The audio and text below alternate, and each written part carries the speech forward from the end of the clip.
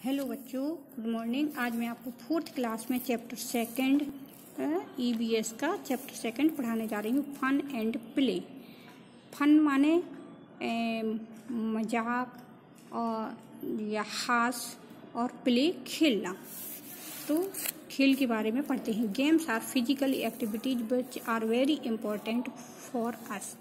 जो खेल होते हैं वह हमारे लिए फिजिकल एक्टिविटीज होती हैं जो हमारे लिए बहुत महत्वपूर्ण होते हैं। These activities make us active. यह सारी एक्टिविटीज क्रियाकलाप हमारे बॉडी को स्ट्रॉन्ग बनाते हैं और हेल्दी बनाते हैं। After doing hard work we all need rest and some fun. जब हम कठिन परिश्रम कर लेते हैं तो हमें कुछ आराम की ज़रूरत होती है और कुछ हंसी मजाक की ज़रूरत होती है। So as to refresh our body and mind. तो उससे हमारी बॉडी और माइंड दोनों ही रिफ्रेश हो जाते हैं, दोनों ही तरोताज़ा हो जाते हैं। The activities that allow the body and mind to rest and recover from hard work are known as recreational activities. तो इस तरह के जो काम होते हैं हार्ड वर्क वाले होते हैं वह क्या कहलाते आर नॉन रिक्रिएशनल एक्टिविटीज। यह हमारे मनोरंजन के तरीके होते हैं या मनोरंजन के लिए क्रियाकलाप होते हैं। Games at school. स्कूल में कौन से गेम्स खेले जाते, कौन से खेल खेले जाते? School provide the opportunity for other activities along with educational विच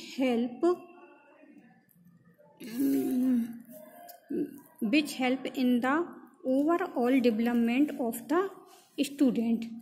तो स्कूल बच्चों को ऐसी एक्टिविटीज, स्टूडेंट को दूसरी अदर एक्टिविटीज की भी शिक्षा देता है जिससे बच्चों का संपूर्ण रूप से विकास हो सके। फॉर दिस, इसके लिए every school appoints physically education teacher who teaches student the correct way of exercising and rules for playing games.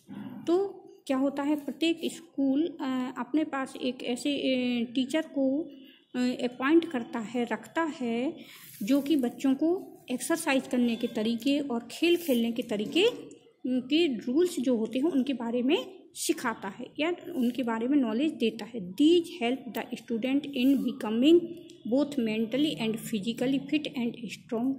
जिससे स्टूडेंट को मदद मिलती है फिजिकली और मेंटली फिट और स्ट्रॉन्ग बनने में हेल्प करता है। Children play different games at school such as cricket, football, basketball, volleyball और ईटीसी।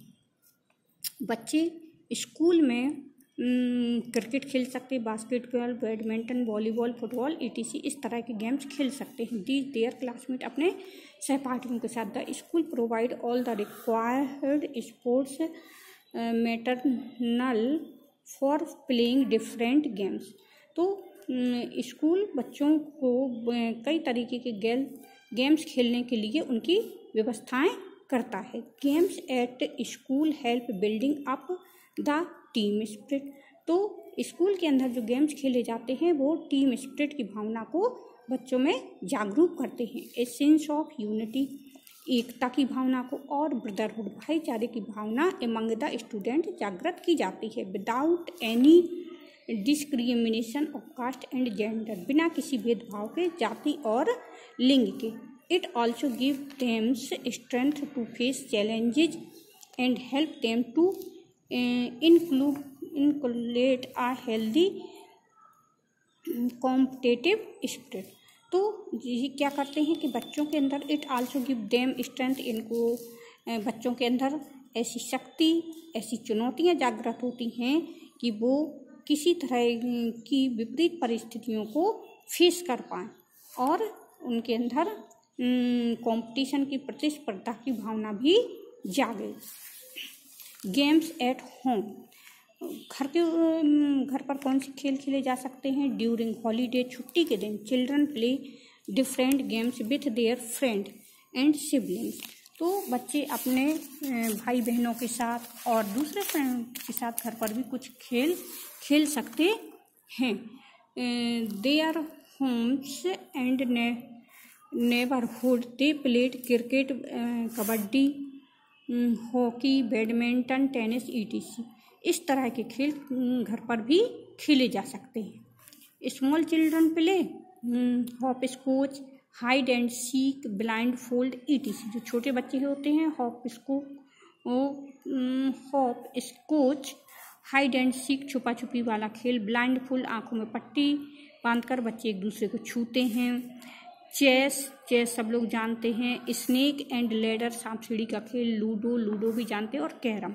इस तरीके के खेल छोटे छोटे बच्चे खेलते हैं। Some of the indoor games that children love to play with their friends and family. और जो इंडोर गेम्स होते हैं, इस तरह के इंडोर गेम्स होते हैं बच्चे अपने फैमिली मेम्बर्स के साथ या फ्रेंड्स के साथ खेलते हैं। Rules and restrictions of games, कि खेलों के नियम क्या होते हैं, उसकी सीमाएं क्या होती हैं, इसके बारे में पढ़ेंगे। All games whether they are indoor और आउटडोर, कोई भी खेल हो चाहे आउटडोर हो चाहे इंडोर हो, should be played by there set of rules. तो सभी खेलने के लिए उसके कुछ, चाहे इंडोर गेम्स हो चाहे आउटडोर हो, उसके लिए कुछ नियम होते हैं। The rules of the games should be followed by each and every player, सभी प्रत्येक खिलाड़ी को जो खेलों के नियम होते हैं उनको मानना पड़ता है। So that the games are played fairly, इस तरीके से सही तरीके से गेम खेला जाता है। The spirit of game is lost if the player cheat और do not follow the rules, यदि कोई खिलाड़ी है जो कि नियम को फॉलो नहीं करता, वो चीट करता है, तो उसमें खेलों की स्पिरिट भावना नहीं होती है। Good players always follow and obey the rules of the game, जो अच्छे खिलाड़ी होते हैं वो हमेशा खेलों के जो नियम होते हैं उनको मानते हैं, ओबे करते हैं। समटाइम्स प्लेयर निगोशिएट और fight with each other while playing, कभी कभी बच्चे एक दूसरे के साथ भेदभाव करते हुए आपस में लड़ झगड़ जाते हैं खेलते खेलते। These are part of games whenever such situation occur, जब इस तरीके की परिस्थितियां बन जाती हैं खेल के दौरान, तो player should take the help of the match referee और एम्पायर, जो एम्पायर होता है या जो रेफरी होता है, तो प्लेयर्स को उस समय उसकी मदद लेनी चाहिए। एम्पायर कौन होता है या रेफरी कौन होता है? वह व्यक्ति होता है जो कि खेल के ऊपर नज़र रखता है कि खिलाड़ी सभी अच्छे तरीके से खेल रहे अन्यथा नहीं खेल रहे, according to the rules and regulation, सभी नियम के अनुसार और सभी सीमाओं के अंदर रहते हुए खेलों को खेल रहे हैं। रिक्रिएशन, मनोरंजन, some activities like listening to music, reading a story book, painting, clay modelling और origami etc are known as the recreational activity. तो मनोरंजन के और कौन से साधन होते हैं खेल के अलावा? जैसे म्यूजिक सुनना, स्टोरी की बुक पढ़ना, पेंटिंग करना, क्ले मॉडलिंग मिट्टी से कुछ खिलौने बनाना, ओरिगेमी पेपर से क्राफ्ट के सामान कुछ बनाना, और ये सभी रिक्रिएशनल एक्टिविटीज क्रियाकलाप के अंतर्गत आता है, मनोरंजन की क्रियाकलाप के अंतर्गत आता है। These activities are often done for enjoyment, किस लिए की जाती? अम्यूजमेंट और pleasure, and are considered as fun, ये सभी मजाक के लिए, मनोरंजन के लिए, इंजॉयमेंट के लिए ये सारे काम किए जाते हैं, ये सारे क्रियाकलाप किए जाते हैं। Playing game as a good way to refresh our mind and body as well as to spend time with friends and family, जिस तरह से हम फ्रेंड और फैमिली के साथ समय बिताते हैं उससे हमारा मनोरंजन होता है, हमारी माइंड और हमारी बॉडी रिफ्रेश होती है, तो उसी तरह खेलों का खेलना भी हमारे लिए बहुत ज़रूरी और बहुत अच्छा होता है। फेयर्स मीन्स मेले। मेले क्या होते हैं?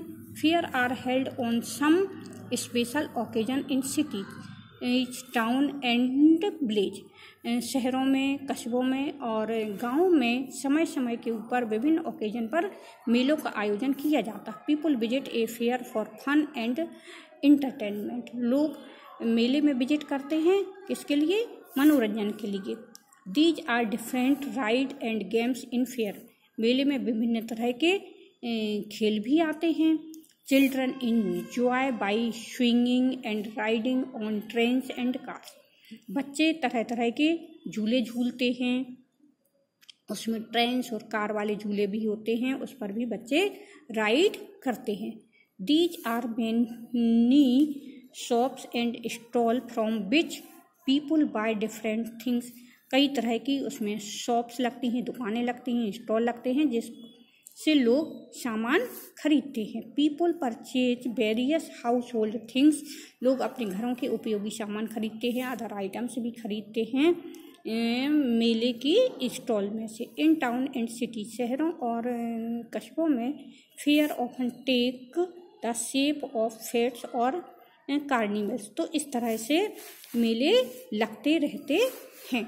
सर्कस, सर्कस क्या होते हैं? Circus is generally a travelling company of performers which include clown, acrobats, trained animals. Circus क्या होते हैं? जिसमें सामान्यतः ऐसी कंपनियां होती हैं जिसमें जोकर और करतब दिखाने वाले लोग शामिल होते हैं, कुछ ट्रेंड एनिमल्स होते हैं, कुछ ट्रॉपजीज होते हैं जो कि तरह तरह के झूले या रस्सियों पर चढ़कर कई तरह के इंस्टेंट दिखाते हैं।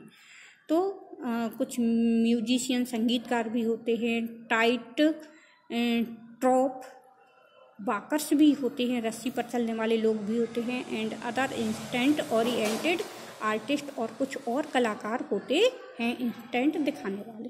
एक्रोबेट्स and trapeze artist do daring acts, बड़े खतरे वाले कार्य करते हैं। एक्रोबेट्स और ट्रॉपजी आर्टिस्ट जो कलाकार होते हैं बहुत खतरनाक कार्य को भी करते हैं। Joker are the most attractive performer in the circus. Joker जो होता है वो सर्कस में बहुत मनोरंजन, बहुत आकर्षण का केंद्र होता है। सम ट्रेंड एनिमल होते हैं जैसे टाइगर, एलिफेंट, मंकी और bear, parrot, etc. Also are interesting. ये सभी बहुत ही इंटरेस्टिंग, बहुत रुचिकर होते हैं। Exciting activities are performed by human being, और बहुत आकर्षक क्रियाकलाप लोगों के द्वारा किए जाते हैं और एनिमल्स के द्वारा सर्कस में किए जाते हैं। The fire eating and the knife throwing act, आग खाने वाले और चाकू को फेंकने वाले लोग भी बहुत वेरी एक्साइटिंग टू वॉच। यह जो चीज़ें होती हैं वो देखने में बहुत एक्साइटिंग लगती हैं। Thank you. लेसन फिनिश हुआ।